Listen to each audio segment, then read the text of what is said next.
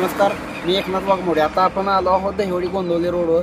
या ठिकाणचा जो रस्त्याचा सिलकोट होता तो गेल्या 8 महिन्यापासून दहिवडीच्या ठेकेदाराने रखडवला होता, परंतु डिजिटल मीडियाच्या पत्रकारांच्या पाठपुराव्यामुळे आणि मनसेच्या आंदोलनाच्या इशाऱ्यामुळे हा सिलकोट काल मध्ये ठेकेदारांना पूर्ण केलेला आहे। याबाबतचा अधिक इतिवृत्त जाणून घेऊया सविस्तर बातमीच्या माध्यमातून।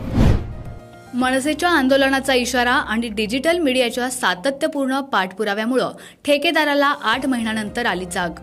गोंदवले बुद्रुक येथील रस्त्यावरील सिलकोटचं काम अखेर पूर्ण। पाहुयात सविस्तर बातमी।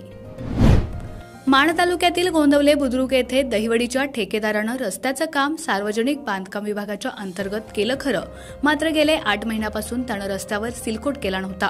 या प्रकरणी मनसेचे सातारा जिल्हाध्यक्ष धैर्यशील पाटील यांनी मनसेच्या वतीनं आंदोलनाचा इशारा दिला होता।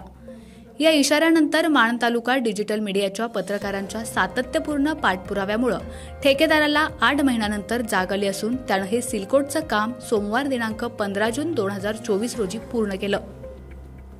सार्वजनिक बांधकाम विभागाच्या गोंदवले विभागाच्या विजापुरे नामक इंजिनियरने संबंधित ठेकेदाराला आजपर्यंत पाठीशी घातलं होतं। नियमानुसार रस्त्याचं काम झाल्यानंतर सिलकोट तात्काळ करून घेणं गरजेचं असतं, मात्र सार्वजनिक बांधकाम विभागाच्या इंजिनियरच्या पाठबळामुळे ठेकेदारानं हे काम तब्बल 8 महिने तसंच रखडवलं होतं।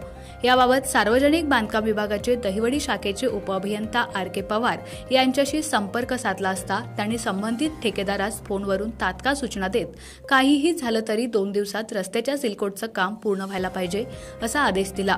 या दरम्यान RK पवार यांनी विजापुरे नामक इंजिनियरची चांगलीच कानउघडणी केली।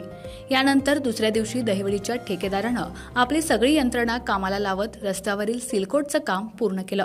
धैर्यशील पाटील यांच्यासह मनसेच्या कार्यकर्त्या व डिजिटल मीडियाच्या पत्रकारांच्या कामाबद्दल समाधान व्यक्त होतंय। आपला आवाज न्यूजसाठी एकनाथ वाघमोडे, दहिवडी।